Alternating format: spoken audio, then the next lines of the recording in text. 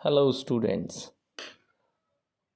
आज का हम लोग का टॉपिक है ग्रेविटी की वैल्यू निकालना to determine the value of g. तो कैसे निकालते हैं? हम लोगों ने यूनिवर्सल ऑफ ग्रेविटेशन में सीखा था कि जो फोर्स होता है वो G M upon D square होता है ना। तो उसी के बेसिस पे हम लोग इसको आगे फॉरवर्ड करेंगे। फोर्स जो होता है वो क्या होता है? मास इनटू एक्सेलरेशन होता है। कैसे? ये हम लोगों ने न्यूटन के सेकेंड लॉ में सीखा था। तो फोर्स जो होता है गाइस वो मास इनटू एक्सेलरेशन होता है, और ये जो वैल्यू है G M upon D square. अब आपको पता है यहाँ पे एक्सेलरेशन ड्यू टू ग्रेविटी हो जाएगा, इसलिए ए की वैल्यू जी में टर्न हो जाएगी। ये जो ए है उसकी जगह हम जी लिख देंगे। ये जी आपका एक्सेलरेशन ड्यू टू ग्रेविटी होगा, जिसकी वैल्यू हमारे को डिटरमाइन करनी है। ये ऑब्जेक्ट का मास और ये ऑब्जेक्ट का मास दोनों सेम है, तो दोनों कैंसिल आउट हो जाएंगे। फिर जी निकल के आएगा आपका जी एम अपॉन ये आपका गाइस डी स्क्वायर पहले था। डी मतलब डिस्टेंस बिटवीन टू ऑब्जेक्ट। तो सपोज करिए एक ऑब्जेक्ट आपके अर्थ के सरफेस पे ही है, और जो डिस्टेंस लेते हैं हम लोग सेंटर से लेते हैं। तो अर्थ के सेंटर से ऑब्जेक्ट का जब आप डिस्टेंस लेंगे तो एक तरह से वो क्या हो जाएगा? अर्थ का रेडियस ही तो हो जाएगा, है ना। तो वो जो डिस्टेंस है डी, उसको हम आर लिख सकते हैं। तो हमने यही आर लिख दिया, डी की जगह पर आर लिख दिया, आर का स्क्वायर हो जाएगा।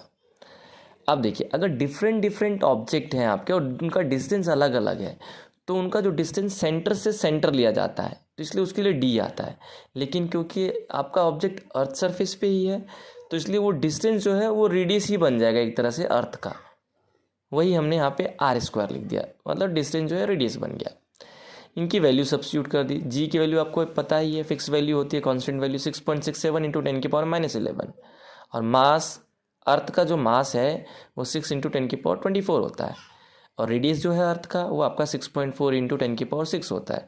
होल स्क्वायर है तो होल स्क्वायर कर देंगे। आप देखिए 6.67, ये 6 मल्टीप्लाई कर देंगे यहाँ पे। दोनों का बेस सेम है, पावर ऐड हो जाएंगे, 24 में से 11 सब्ट्रैक्ट हो जाएगा, 13 हो जाएगा, है ना। और फिर 6.4 को दोबारा मल्टीप्लाई कर देंगे। और ये पावर पे अगर गाइस पावर हो तो दे विल मल्टीप्लाई, वो मल्टीप्लाई होते हैं, ठीक है। आप ऐसा मत सोचिएगा कि पावर पे पावर होगा तो उसका स्क्वायर बन जाएगा, नहीं, पावर का पावर मल्टीप्लाई होता है। तो 10⁻12 हो जाएगा। आप 10⁻12 को आप ऊपर ले जाइए, तो डिनोमिनेटर जब न्यूमरेटर बनता है तो उसका पावर का जो साइन होता है गाइस वो सब्ट्रैक्ट हो जाता है, मतलब बदल जाता है। माइनस है तो प्लस हो जाएगा, प्लस है तो माइनस हो जाएगा। तो यहाँ पे दोनों का बेस सेम है, पावर ऐड हो जाएंगे। ऐड होने के बाद भी ये सब्ट्रैक्ट ही रहेगा क्योंकि माइनस का साइन है। 13 - 12 10⁻1, और इन दोनों को मल्टीप्लाई करेंगे, यू विल गेट 40.02। इन दोनों को मल्टीप्लाई करेंगे, आपका आंसर आएगा 40.96। जब इन दोनों को आप डिवाइड करेंगे तो आपका आएगा 0.977 इंटू 10⁻1। अब इसको यूज़ में ले लीजिए, 10 से मल्टीप्लाई कर दो तो 9.77 हो जाएगा, जिसको हम लोग राउंड ऑफ करके 9.8 मीटर पर सेकेंड स्क्वायर लिख सकते हैं, जो कि हमारा यही एक्सेलरेशन ड्यू टू ग्रेविटी होता है।